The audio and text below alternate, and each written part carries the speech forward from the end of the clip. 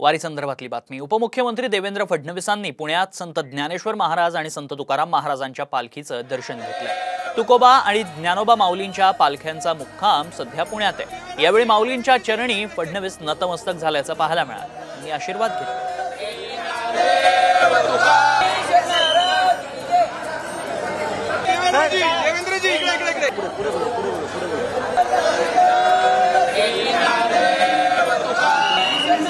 पालखीचं दर्शन घेतलंय। माऊलींच्या चरणी नतमस्तक झाल्याचं पाहायला मिळालं। वारीला सुरुवात झालेली आहे। असंख्य वारकरी हरिनामाच्या गजरात विठुरायाच्या भक्तीत लीन झाल्याचे पाहायला मिळत आहे आणि आज लागली आहे ती विठुरायाच्या दर्शनाची।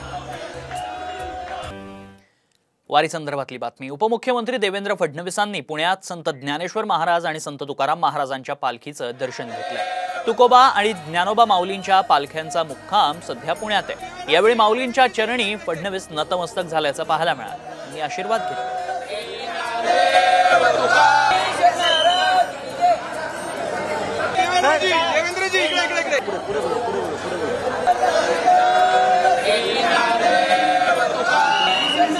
पालखीचं दर्शन घेतलंय। माऊलींच्या चरणी नतमस्तक झाल्याचं पाहायला मिळालं।